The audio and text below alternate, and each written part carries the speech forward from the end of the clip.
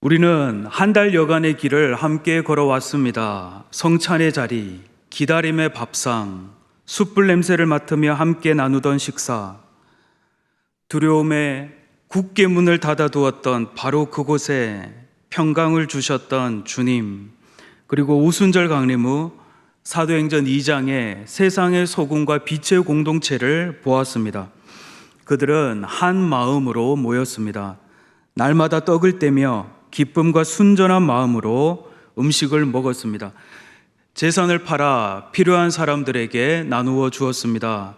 그 아름다운 공동체 이후 불과 몇 장 뒤에서 사도행전 6장이 시작됩니다. 누가는 그의 두 번째 책 6장 1절에서 이렇게 기록합니다. 그때의 제자가 더 많아졌는데 헬라파 유대인들이 자기의 과부들이 매일의 구제에 빠짐으로 히브리파 사람을 원망하거늘 원망이 터져 나오기 시작합니다. 성령 충만을 경험하며 자기의 것을 자기의 것이라고 주장하지 않고 필요한 자들에게 나누어 주었던 바로 그 공동체에서 원망과 불평이 터져 나오기 시작합니다. 자연스러운 의문이 생깁니다. 성령 충만한 공동체면 문제가 없어야 되는 거 아닙니까? 오늘 말씀은 그 질문에 대한 대답입니다. 사도행전 6장 1절입니다. 함께 읽어보겠습니다. 시작. 그때의 제자가 더 많아졌는데, 문제가 생긴 이유가 무엇입니까? 죄 때문이 아닙니다. 신앙이 나빠서가 아니었습니다. 바로 숫자가 늘어났기 때문입니다. 당시 교회 공동체 안에는 헬라파, 곧 그리스 문화권에서 그리스어를 쓰던 사람들이 있었습니다. 유대 히브리파 사람들도 있었습니다. 언어가 달랐고 문화가 달랐습니다. 출신 지역도 달랐습니다. 그 차이에서 배려의 공간이 생겼습니다. 동시에 바로 그 틈으로 원망이 스며들기 시작했습니다. 문제가 있다는 것 자체가 잘못이 아닙니다. 문제가 있다는 것은 그 공동체가 살아있다는 뜻입니다. 살아있는 곳에서는 여러 가지 문제들이 끊임없이 일어납니다. 끊임없이 여러 가지 소리가 들려옵니다. 끊임없이 어제도 오늘도 내일도 살아있기 때문입니다. 사람이 늘면 다양한 소리가 납니다. 소리도 커집니다. 살아있는 것은 움직입니다. 움직임이 있는 곳에는 공기의 마찰부터 일어납니다. 사도행전에서 서신서까지 성경은 사실 이 한 가지 주제를 다루고 있습니다. 교회 안에서 일어나는 수많은 문제 앞에서 하나님의 공동체는 어떻게 대처해 왔던가? 그렇다면 우리는 오늘 어떻게 이러한 문제들을 대처해야 하는가? 바울의 여러 서신들이 그러하고요. 다른 서신들도 마찬가지입니다.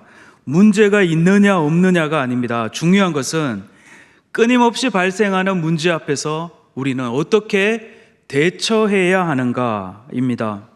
그렇다면 처음 교회, 초대교회는 교회 안에서 발생했던 여러 문제들에 대하여 어떻게 대처하였는가?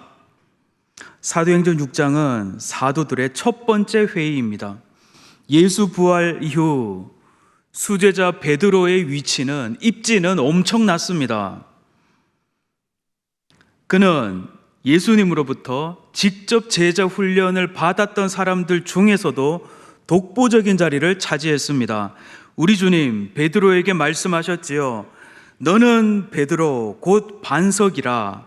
내가 이 반석 위에 내 교회를 세우리니 음부의 권세가 이기지 못하리라. 내가 천국 열쇠를 너에게 주리니 네가 땅에서 무엇이든지 매면 묶일 것이요 네가 땅에서 무엇이든지 풀면 하늘에서도 풀리리라. 그러했던 베드로도 홀로 결정하지 않았습니다. 혹은 12사도 중 최연장자가 높은 산에 올라가서 식음을 전폐하며 일주일 이후 단독 결정하지 않았습니다. 오늘 사도행전 6장 2절입니다. 12사도가 모든 제자를 불러 공동체 전체의 문제를 공개했습니다. 함께 나눴습니다. 함께 의논했습니다. 이것이 초기 교회가 선택했던 방법입니다. 그들은 문제를 공유했습니다. 12사도만이 아니라 모든 제자들을 참여하게 했습니다. 사실 이 과정은 자연스러운 다음 리더십의 훈련 과정이기도 했습니다. 이제 사도행전 15장으로 가보겠습니다. 사도행전 15장에는 훨씬 더 심각한 상황이 나옵니다. 이방인의 구원 문제가 터졌습니다. 이것은 복음 자체가 흔들릴 상황이었습니다. 바리새파 형제들은 말합니다. 믿음으로만 구원을 받을 수 없다. 이방인들에게도 육체의 흔적, 곧 할례가 필요하다. 이에 사도와 장로들은 이 문제를 어떻게 해결했을까요? 사도행전 15장 6절 이하의 말씀을 함께 읽어보겠습니다. 시작. 사도와 장로들이 이 일을 의논하러 모여 많은 변론이 있은 후에 사도와 장로들은 모였습니다. 그리고 의논했습니다. 이들의 모임은 많은 변론이 오가는 과정이었습니다. 조용한 회의가 아니었습니다. 치열하게 논쟁했습니다. 목소리가 높아졌습니다. 서로 다른 주장이 충돌했을 것입니다. 그러나 그들은 멈추지 않았습니다. 듣고 말하고 또다시 들었습니다.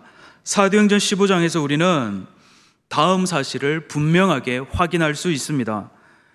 베드로가 말했습니다. 담담히 자기의 경험을 증언했습니다. 하나님께서 이방인들도 나를 통해 복음의 말씀을 듣게 하셨다. 그리고 믿게 하셨다. 그들이 믿으니 하나님의 성령이 그들에게도 임하셨다. 그들이 믿고 성령을 받아 구원을 얻는 과정에는 어떤 육체의 흔적, 할례의 과정이 없었다. 이어서 바울과 바나바가 말합니다.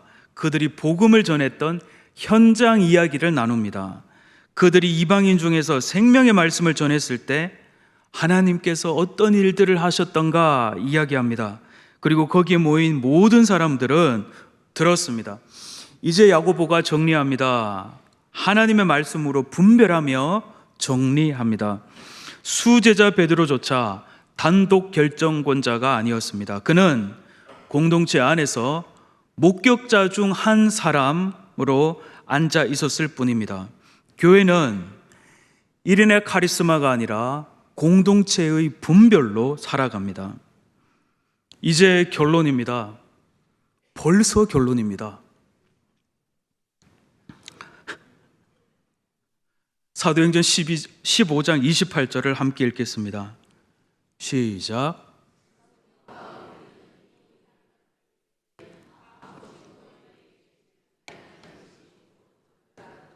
28절 보십시오. 주어를 보십시오. 성령과 우리입니다. 오랜 회의, 격렬한 토론 끝에 내린 결론입니다. 사람들만의 모임이 아니었습니다. 성령께서 함께 하시는 자리였습니다. 그러므로 사도들과 모든 제자들은 성령과 우리는 이라고 그들의 모임의 결론을 짓습니다. 이것이 교회 공동체의 회의입니다. 인간 지식의 합계가 아닙니다. 성령께서 임재하시고 성령께서 함께 하시는 거룩한 자리입니다. 구약시대의 지성소와 같이 하나님의 거룩한 영이 임재하는 곳이 오늘날 문제 앞에서의 공동체의 회의 자리입니다. 서로 의견 나눔, 생각 나눔이 있습니다. 때로는 격렬한 토론이 벌어지기도 합니다. 그러나 그곳에 우리 주님께서 함께 하십니다. 두세 사람이 내 이름으로 모인 곳에는 나도 그들 중에 있느니라. 오늘 설교의 제목은 함께 모여 길을 묻다입니다. 그렇다면 그리스도의 공동체 회의가 왜 이렇게 중요할까요? 우선 삼위일체 하나님, 우리가 믿는 하나님 존재 자체가 온전한 교제와 연합의 결정체입니다. 창세기 1장 26절입니다. 하나님 이르시되 우리의 형상을 따라 우리의 모양대로 우리가 사람을 만들고 그들로 바다의 물고기와 하늘의 새와 가축과 온 땅과 땅에 기는 모든 것을 다스리게 하자. 내가 만들겠다가 아닙니다. 우리가 만들자입니다. 온전한 교제와 연합 가운데 함께 창조하십니다. 함께 구원을 계획하십니다. 인류 대구원의 서사시도 성부 하나님 단독 결정, 단독 일하심이 아닙니다. 성자 예수님을 보내십니다. 성령 하나님께서 함께 하십니다. 성부, 성자, 성령 삼위일체 하나님의 온전한 연합의 역사가 인류 대구원의 서사입니다. 창세기 1장 우리가 함께 만들자, 이러한 본문이 구약 성경 안에서도 반복되어 나옵니다. 대표적인 곳이 욥기서 1장입니다. 하나님과 천사들의 대화 장면이 나옵니다. 구약 성서학자들은 창세기 1장, 3장 삼위일체 하나님으로 보기도 하고 천상의 회의로 보기도 합니다. 결론적으로 우주 만물, 하나님의 피조된 세계, 무신론 진화론자들의 주장과 같이 우연의 산물이 아닙니다. 삼위일체 하나님의 온전한 교제와 연합 가운데 만들어진 것입니다. 교회가 함께 모여 교제 가운데 의논하는 것은 단순한 민주주의 절차를 따르는 것이 아닙니다. 그것은 삼위일체 하나님의 존재 방식을 공동체에 반영하는 것입니다. 하늘의 하나님께서도 천상 회의를 통하여 당신의 일들을 진행하셨습니다. 세상에서 가장 지혜로웠던 솔로몬은 말합니다. 의논이 없으면 경영이 무너지고 지략이 많으면 경영이 성립하느니라. 경영은 의논함으로 성취되나니 지략을 베풀고 전쟁할지니라. 그 위대한 지도자도 모세도 홀로 모든 것을 감당할 수 없었습니다. 아침부터 저녁까지 그는 홀로 재판석에 앉아 있었습니다. 백성은 긴 줄을 서서 기다립니다. 보지 못한 장인 이드로가 말합니다. 모세의 장인이 그에게 이르되 네가 하는 것이 옳지 못하도다. 너와 또 너와 함께한 이 백성이 필경 기력이 쇠하리니 이 일이 내게 너무 중함이라. 네가 혼자 할 수 없으리라. 한 사람이 모든 것을 감당하면 어떻게 됩니까? 잘 될 때는 영웅이 됩니다. 안 될 때는 독재자가 됩니다. 그리고 실패했을 때 책임지십시오, 이런 말들이 터져 나옵니다. 그러나 이것은 이 한 사람이 결정 내리는 방식, 우리 2000년 교회사 안에서도 처절하게 증명되었습니다. 1인의 카리스마가 강해지면 강해질수록 공동체는 위험해집니다. 그가 흔들리면 공동체 전체가 흔들립니다. 그래서 초대교회 사도와 지도자들은 회의체로 함께 모여 의논하였던 것입니다. 그리고 바로 그곳에 성령께서 함께 하셨던 것입니다. 이 초대교회 회의체가 교회의 DNA가 되었습니다.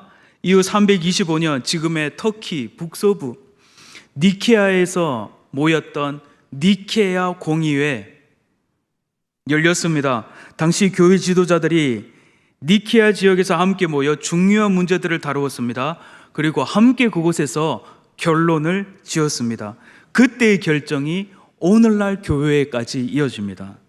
그리고 이것은 이후 교회 공동체의 중요한 방향이 결정되었고 교회 공동체 의사결정의 전통이 되었습니다. 1962년 10월 로마 바티칸에서 열린 제2차 바티칸 공의회가 21번째 공의회입니다. 우리 개신교 안에서도 이 전통은 여전히 이어졌습니다. 총회, 당회, 노회, 재직회, 교사회의 등입니다. 로마 교황의 1인 체제의 비극상을 온몸으로 경험했던 중세 교회의 1세기였습니다. 1000년이었습니다. 우리는 그 시기를 다크에이지, 교회사의 암흑기라고 합니다. 약 1000년간의 기간입니다. 이에 루터, 칼뱅 등이 고안했던 제도, 당시 군주제라는 권력이 여전히 기세등등하던 시대에 유럽의 근대 민주주의가 꼽히는데 결정적으로 영향을 미쳤습니다. 회의체는 교회가 세상에 준 선물이었습니다.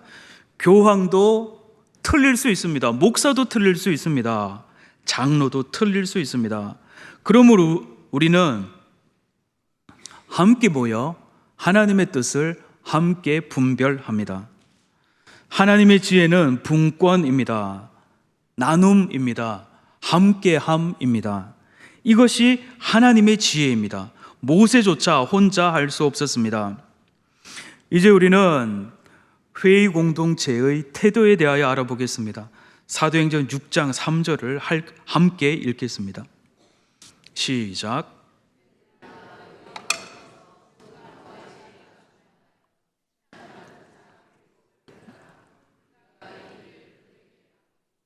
아멘. 교회의 회의는 아무나 모여서 아무 말이나 막 하는 자리가 아닙니다. 초기 교회는 성령과 지혜가 충만한 사람을 선택했습니다. 왜냐하면 회의는 분별하는 자리이기 때문에 그렇습니다. 줄곧 내 의견을 관철하는 자리가 아닙니다. 회의는 잘 듣고 이 사안에 대한 하나님의 뜻이 무엇인지 분별하는 자리입니다. 그러므로 회의는 과정이 중요합니다. 충분히 말할 수 있어야 합니다. 그리고 충분히 들을 수 있어야 합니다. 서두르면 안 됩니다. 성령께서 우리 지체의 입을 통하여 말씀하실 수 있습니다. 상대의 입에서 하나님의 음성이 나올 수 있습니다. 듣는 것이 기도인 자리가 바로 회의의 자리입니다. 사도행전 15장의 결정은 만장일치가 아니었습니다. 그러나 공동체는 그 결정을 받아들였습니다. 그리고 그것을 성령과 우리의 결정으로 불렀습니다. 이것이 공동체의 성숙입니다. 내 뜻이 아닌, 내 주장이 아닌 주님의 뜻이 이루어지기를 회의의 자리에서도 기도하며 듣는 것입니다. 오늘 교회학교 교사회의가 있을 것입니다. 여전도에 원래회가 있을 수 있고 오늘 당회가 있을 것입니다. 이런 이야기를 들었습니다. 교회 오니까 회의. 무슨 회의가 이렇게 많은지 회의 때문에 회의가 든다. 회의감이 든다. 그러나 바로 그 회의의 자리가 오늘 사도행전 6장의 자리였고 사도행전 15장의 자리였습니다. 바로 그 자리에 누가 함께 하십니까? 성령 하나님께서 함께 하십니다. 바로 그 자리에서 하나님의 뜻이 드러납니다. 부활의 공동체는 혼자 결정하지 않았습니다. 함께 모입니다. 함께 들었습니다. 함께 기도했습니다. 함께 분별했습니다. 이렇게도 표현할 수 있습니다. 모여서 함께 의논하고 함께 기도하는 순간 공동체의 위기는 절반이 된다. 100이 50이 됩니다. 50이 25가 됩니다. 25가 12.5가 됩니다. 그리고 6.25, 그리고 0이 됩니다. 그리고 마침내 이러한 문제들이 도리어 전화위복이 됩니다. 공동체가 더 성숙합니다. 공동체가 더욱 성장합니다. 솔로몬은 말합니다. 한 사람이면 패하겠거니와 두 사람이면 맞설 수 있나니 세 겹줄은 쉽게 끊어지지 아니하느니라. 사도행전 6장 7절입니다. 하나님의 말씀이 점점 왕성하여 예루살렘에 있는 제자의 수가 더 심히 많아지고 허다한 제사장의 무리도 이 도에 복종하니라. 회의는 단순한 절차가 아닙니다. 시간이 남아서 하는 일이 아닙니다. 해야 되기 때문에 하는 일이 아닙니다. 성령께서 공동체 안에서 하나님의 뜻을 드러내는 거룩한 과정이 공동체, 교회의 회의입니다. 그리고 이것이 교회의 DNA가 되었습니다. 주님, 500년 후에도 만일 다시 오지 않는다면 우리는 500년 후에도 여전히 회의하고 있을 것입니다. 그곳에서 우리는 하나님의 뜻을 분별할 것입니다. 그곳에서 우리는 지체들의 입술을 통하여 말씀하시는 하나님의 음성을 듣게 될 것입니다. 다음번 회의 때 기억하시기를 바랍니다. 회의 전에 기도하십시오. 주님, 내 뜻이 아니라 주님의 뜻이 이 자리에서 분별되게 하여 주십시오. 무조건 덮어버리는 것이 능사가 아닙니다. 제때에 해결되지 못한 문제는 반드시 더 큰 문제가 되어 공동체를 병들게 합니다. 덕을 세우는 말을 하십시오. 비판이 아니라 세움을 위하여 입을 여셔야 합니다. 내 뜻 관철이 아니라 주님의 뜻을 분별하기 위하여 우리는 모입니다. 그리고 가장 중요한 것들 중 한 가지, 그곳에서 결정된 최종 사항은 기쁘게 순종하십시오. 성령과 우리가 결정하였노라 고백할 수 있어야 합니다. 성령의 음성을 들으십시오. 성령은 예배 시간, 찬양 시간에만 오시지 않습니다. 회의 시간에도 주님의 이름으로 두세 사람이 모인 그곳에 주님께서 함께 하십니다. 부활의 공동체, 성령의 공동체는 문제로 무너지지 않습니다. 살아있는 공동체는 끊임없이 문제가 일어납니다. 어제도 일어났고 오늘도 일어났고 내일도 여러 가지 문제가 일어날 것입니다. 그러나 부활의 공동체, 성령의 공동체는 문제로 무너지지 않습니다.